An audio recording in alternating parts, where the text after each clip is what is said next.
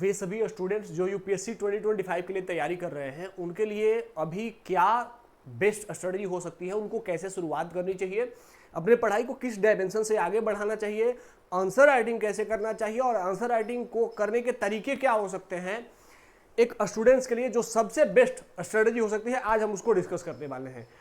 चलिए शुरुआत करते हैं कि अगर आपको 2025 में अपने प्रीलिम्स की या यूपीएससी की जर्नी को स्टार्ट करना है तो उसको आपको अभी से कैसे स्टार्ट करना चाहिए। देखिए कि अगर आप 2025 की तैयारी करना चाहते हैं तो अभी आपको किस पर फोकस करना चाहिए, मेंस पर। अब मेंस पर फोकस तो करनी चाहिए, लेकिन एक बात और, सिलेबस बहुत बड़ा है, सिलेबस काफी बड़ा है और हमें पास होने के लिए एक बेहतर स्ट्रेटजी, बेहतर प्लान की जरूरत है।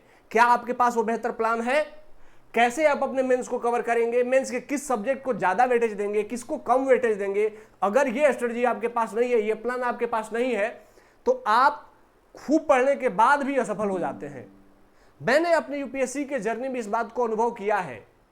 तो आइए इसको आगे कंटिन्यू करते हैं कि हम कैसे इस मेंस को तैयार करने वाले हैं। हमारी अभी से 2025 के लिए क्या प्लानिंग होनी चाहिए, कैसे तैयारी करनी है।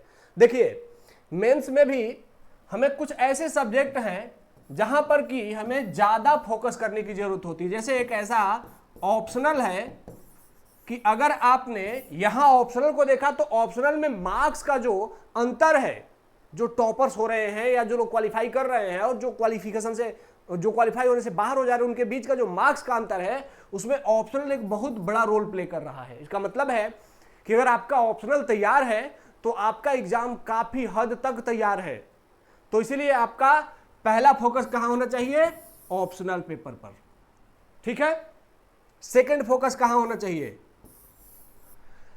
देखिए वैसे तो बहुत सारे लोग कहते हैं कि आप एसे को तब लिख पाएंगे जब आपकी जीएस की पूरी जर्नी हो चुकी होगी, लेकिन यूपीएससी का जो एसे आजकल लिखा जा रहा है या यूपीएससी जो आजकल एसे पूछ रही है, जिसे हम फिलोसफिकल एसे कहते हैं, इस एसे को तैयार करने के लिए आपको अपने जीएस की पूरी जर्नी की जरूरत नहीं है, बल्कि आपको एक समझ की जरूरत है। अगर आपको ऐसे की समझ है तो कंटेंट खुद ब खुद आप जनरेट कर लेंगे। ठीक है, क्योंकि आज सब्जेक्टिव किसी सब्जेक्ट से पर्टिकुलर जुड़े हुए ऐसे अब कम पूछे जाने लगे हैं। अब आपकी ओवरव्यू, आपकी थिंकिंग, आपका अप्रोच, आप किसी मुद्दे को कैसे देखते हैं, किसी विषय को कैसे देखते हैं, ऐसे ऐसे पूछे जा रहे हैं। तो ऐसे आपकी सेकंड प्रायोरिटी होनी चाहिए। कैसे ऐसे लिखना है इस पर हम आगे बात करेंगे, लेकिन फिलहाल आपकी पहली प्रायोरिटी क्या होनी चाहिए, ऑप्शनल, सेकंड प्रायोरिटी ऐसे, और थर्ड प्रायोरिटी क्या होनी चाहिए, थर्ड प्रायोरिटी होनी चाहिए आपकी इथिक्स। इसका मतलब है कि ये तीन पेपर अभी आप जुलाई, अगस्त एंड सितंबर, ये 3 महीने आपके पास हैं इन 3 पेपर के लिए, जुलाई, अगस्त एंड सितंबर। अब बात यह है कि इन तीनों को कैसे तैयार किया जाए। तो देखिए ऑप्शनल पेपर को अपनी तैयारी को 2 भाग में आप बांट लीजिए। पहला, रीडिंग, जो भी आपके सोर्सेस हैं, चाहे वो क्लास नोट्स हो या कोई स्टैंडर्ड बुक। ठीक है, आप इसको डेली फिक्स कर दीजिए कि आपको डेली 2 घंटा या 3 घंटा पढ़ना है। ठीक है, ऑप्शनल को। और उसके बाद जो आपका सेकंड टाइम होता है वह होता है आंसर राइटिंग। ठीक है, आंसर राइटिंग। तो आंसर राइटिंग कैसे करेंगे? तो वही जो 2 या 3 घंटे में जो टॉपिक आपने कवर किया, इस टॉपिक से यूपीएससी ने पीवाईक्यू में क्या क्वेश्चन पूछा है, आपके पास एक पीवाईक्यू की किताब होनी चाहिए आपके ऑप्शनल की, और उस ऑप्शनल में उस पर्टिकुलर टॉपिक से यूपीएससी ने पीवाईक्यू में क्या क्वेश्चन पूछा है, उसी पीवाईक्यू को आपको लिखना है। ठीक है, तो इस तरीके से रीडिंग एंड राइटिंग दोनों साथ साथ चलनी चाहिए। बहुत सारे ऐसे स्टूडेंट्स होते हैं जो कोशिश करने लगते हैं कि चलो पहले एक बार पूरा पढ़ लिया जाए तब लिखेंगे। देखो मैं ये नहीं कह रहा हूं कि अच्छा क्या है बुरा क्या है, मैं ये कह रहा हूं कि जो बेटर यही है कि आप टॉपिक खत्म करिए, उसके साथ ही पीवाईक्यू का क्वेश्चन देखिए, और अगर टॉपिक आपने पढ़ी है ईमानदारी से तो उसको लिखने की भी कोशिश करिए। बिना देखे भी अगर लिखने की हिम्मत हो रही है तब तो बिना देखे लिखिए, लेकिन अगर बिना देखे नहीं लिख पा रहे तो देख के भी लिखिए, लेकिन आंसर राइटिंग जरूर करिए। ठीक है। ऐसे को कैसे तैयार करने हैं, तो ऐसे को एक बार आपको फिक्स कर देना है कि एवरी संडे प्रत्येक रविवार को, प्रत्येक संडे को आप यूपीएससी का एक ऐसे, वह भी पीवाईक्यू ही होगा। पिछले सालों में यूपीएससी ने जो ऐसे पूछा है उस ऐसे को, एक ऐसे को प्रत्येक संडे आप लिखने की कोशिश करेंगे। अगर लिख सके तो बहुत अच्छा, लेकिन अगर लिखने में समस्या हो रही है तो आप इसकी फ्रेमिंग करने सीखनी है। ठीक है, फ्रेमिंग करना है कि ऐसे की फ्रेमिंग कैसे की जाती है। अगर आपको ऐसे की फ्रेमिंग नहीं आती है तो आप कमेंट बॉक्स में नीचे मैसेज करिएगा। हमारा जो एक आंसर राइटिंग प्रोग्राम चल रहा होता है जिसमें कि हम डेली आंसर राइटिंग कराते हैं, जीएस के 4 सेक्शन, और सैटरडे को ऐसे होती है, उसमें हम आपको ऐड कर देंगे। और बहुत अच्छा प्लान है, पूरी 2025 की जर्नी आपको पूरे आंसर राइटिंग के साथ पूरा सिलेबस और बहुत अच्छे तरीके से ऐसे एथिक्स जीएस के सारे सेक्शन कवर कर दिए जाते हैं। तो पीवाईक्यू और उसके साथ हम इसमें वीडियो कॉल पे लाइव आपका आंसर इवेलुएट करते हैं। तो ये एक प्रयास हमारा होता है कि हम बच्चों को एक बेहतर तरीके से सामने से उसकी गलतियां क्या है वो पता चलती रहे, उस स्तर तक हम बच्चों को ट्रेंड कर सके। मेरी खुद की जो अपनी जर्नी रही है यूपीएससी प्रीलिम्स में इंटरव्यू की, तो वो सारे अनुभव मैं बच्चों के साथ शेयर करता हूं। साथ ही हमारे टीम में जो भी सदस्य हैं वे सभी अपनी जर्नी इसी स्तर तक आपको शेयर करते हैं। तो प्रत्येक संडे को, एवरी संडे को आपको क्या करना है, एक ऐसे लिखने की कोशिश करनी है। अगर लिखने में सक्षम है तो बहुत बढ़िया, लेकिन अगर सक्षम नहीं है तो फ्रेमिंग करने सीखना है। देखो ऐसे को फ्रेमिंग करने के जो अप्रोचेस होते हैं, आप सभी ये जरूर सुने होंगे, सब्जेक्ट वाइज अप्रोच या फिर 360 डिग्री अप्रोच। ठीक है, तो इन दोनों अप्रोच में अगर आपको ये अप्रोच पता है कि ऐसे कैसे अप्रोच किया जाता है, सब्जेक्ट वाइज अप्रोच क्या है, 360 डिग्री अप्रोच क्या है, तो फिर आपको ऐसे लिखने में बहुत सारी समस्या बिल्कुल भी नहीं होने वाली है। और बिलीव करिए, मुझे जिस तरीके से ऐसे मुझे यूपीएससी ने मार्क्स दिए हैं, या मुझे कहीं भी जहां पर मैं पढ़ा रहा हूं अभी, या कहीं भी मैं बच्चों को ऐसे गाइड करता हूं, तो उसके बाद मेरे से एक बार ऐसे गाइडेंस के बाद फिर बच्चों को यूपीएससी के ऐसे में कोई प्रॉब्लम नहीं होती। तो आप इन दोनों अप्रोच को अगर जानते हैं तो अपनी जर्नी को तैयार करिए, नहीं जानते हैं तो आप हमसे जुड़िए, हम आपको उस स्तर तक परिपक्व कर देंगे। पर्सनली 1-to-1 हम लोग आपको गाइड करते रहेंगे। तो एवरी संडे एक ऐसे की राइटिंग या फ्रेमिंग करना है। ठीक है, और फिर अगला पेपर आता है इथिक्स। इथिक्स को कैसे तैयार करने हैं, तो इथिक्स को भी आपको अपने डेली रूटीन में शामिल करनी है। ध्यान यह रखिएगा कि इथिक्स जितना जल्दी तैयार होगा उतना जल्दी आप अपने जीएस के दूसरे सब्जेक्ट जो कि प्रीलिम्स में भी इंटरलिंक्ड हैं उन पर मूव कर पाएंगे।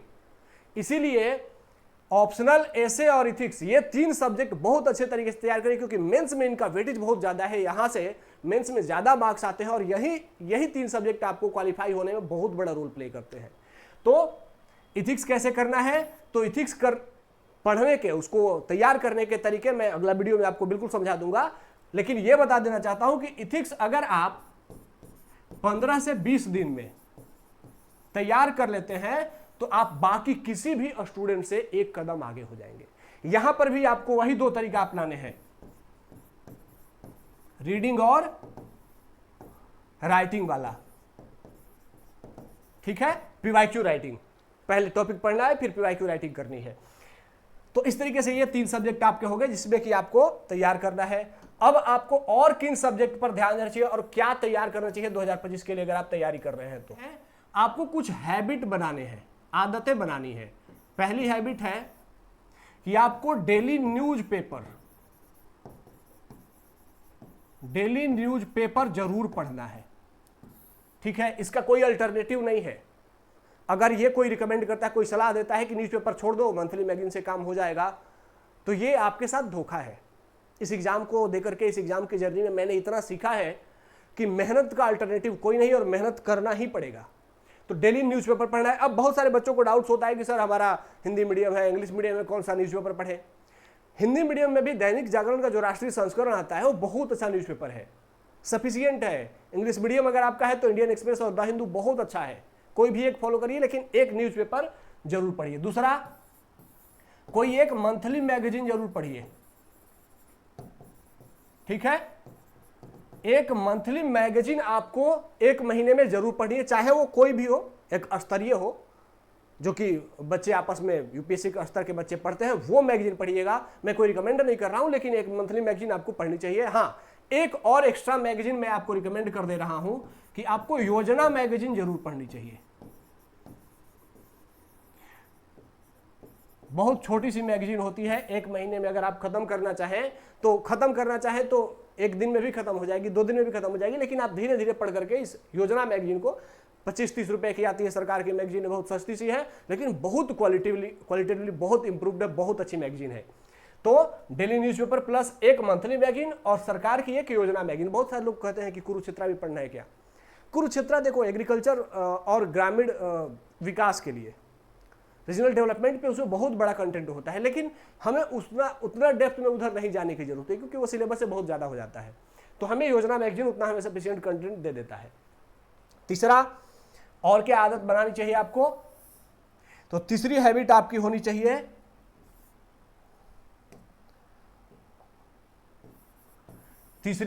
चाहिए मैपिंग की। मैप बनाना नहीं है, लेकिन मैप देखना है। कि कैसे मैप देखना है? तो आपके पास अटलस की किताब होनी चाहिए, चाहे वो कोई भी अटलस हो, ठीक है। और ये अटलस आपको डेली हैबिट में फिक्स करना है कि रात को 15 से 30 मिनट आपको अटलस देखना है, पलट करके देखना है। मैं ये नहीं कह रहा हूं कि पढ़ना शुरू करना है, रटना है कहां कहां क्या है, बस डेली ये हैबिट में करना है कि डेली जब रात को आप सोने जा रहे हैं उससे थोड़ी देर पहले अटलस को ऐसे पलटना है, मैप देखना है, भारत का मैप, दुनिया का मैप देखते रहना है। लेकिन ठीक है, तो ये तीसरी हैबिट है जो आपको बनाए रखनी है। अगले 3 महीने का मतलब है जुलाई, अगस्त और सितंबर। इस 3 महीने में आपका फोकस इन सब्जेक्ट पर ऐसे ही होना चाहिए कि आप ऑप्शनल एसे और इथिक्स को तैयार करिए, ठीक है। उसके साथ साथ डेली न्यूज़पेपर पढ़िए, मंथली मैगजीन पढ़िए, योजना मैगजीन शामिल कर ही लीजिए, और मैपिंग को तैयार करिए। अगर 3 महीना लगातार आपने इतना किया और उसके बाद अगर एडिशनल टाइम मिलता है तो अपने कोर सब्जेक्ट वाला एक सब्जेक्ट, ये पूरा करने के बाद मैं कह रहा हूं कोर सब्जेक्ट का एक सब्जेक्ट, इसमें कि कोर सब्जेक्ट में आता है history, geography, polity, economy, environment and science tech. ये 6 सब्जेक्ट होते हैं जो कोर सब्जेक्ट होते हैं। इनमें से कोई एक सब्जेक्ट आपको उठा लेना है, ठीक है। अगर अभी जुलाई, अगस्त और सितंबर तक ये कोर सब्जेक्ट नहीं भी पढ़ोगे, तब भी अगर ये तैयार हो गया तो कोर सब्जेक्ट नवंबर, दिसंबर, जनवरी, फरवरी, मार्च, अप्रैल, मई लगातार पढ़ना है। पीटी मेंस हर जगह पढ़ना है। हाँ, उसमें हिस्ट्री अगर पहले तैयार कर सको तो बहुत अच्छा हो जाता है। तो इस तरीके से ये सब काम आप अगले 3 महीना कीजिए, नेक्स्ट 3 मंथ, ठीक है। और अगर आपको लगता है कि आपसे नहीं हो पा रही है तो आप हमसे जुड़िए। हम आपको यूपीएससी की आपकी जर्नी को आसान बना देंगे। हम आंसर राइटिंग सिर्फ नहीं कराते, बल्कि वो आंसर के डायमेंशन डिस्कस भी करते हैं। हमारे साथ जो भी हमारे टीम के मेंबर्स हैं वो उसी क्वालिटी के साथ आपको आपके आंसर आपके सामने डिस्कस करते हैं, उसके और क्या क्या डायमेंशंस हो सकते हैं ये बताते हैं। तो जुड़िए हमसे, फिर आपकी यूपीएससी की जर्नी हम बिल्कुल आसान करने वाले हैं। अगर आप यूपीएससी की तैयारी करते हैं, यूपीपीसीएस की तैयारी करते हैं, तो ये दोनों जर्नी हमारे से जुड़ करके आप आसान कर सकते हैं, ठीक है। तो चलिए जुड़िए, और अगर नहीं भी जुड़ रहे हैं तो इस रूटीन को फॉलो करिए, ये आपको बहुत हेल्प करने वाला है 2025 के लिए। मेरी खुद की जो एक्सपीरियंस रही है उस आधार पर बता रहा हूं। अगर पास होना है तो इस रूटीन को फॉलो करना ही होगा, नहीं तो अगर आप सिर्फ ट्रेडिशनल सब्जेक्ट पढ़ते रह जाएंगे, history, geography, polity, economy, environment, science tech, तो फिर आप इन सब्जेक्ट पर उतना फोकस नहीं कर पाएंगे। और यही 3 ऐसे सब्जेक्ट हैं जो आपको फाइनली सेलेक्ट करवाते हैं। तो इसीलिए सबसे पहले इन्हीं को कर लीजिए, ठीक है। चलिए नेक्स्ट वीडियो में हम अगली प्लान पर डिस्कस करेंगे कि इथिक्स को कैसे तैयार करना है या सीसेट पेपर को क्या करना है, उस पर भी हम आगे बात करेंगे। लेकिन आज के लिए इतना ही। धन्यवाद। जय हिंद।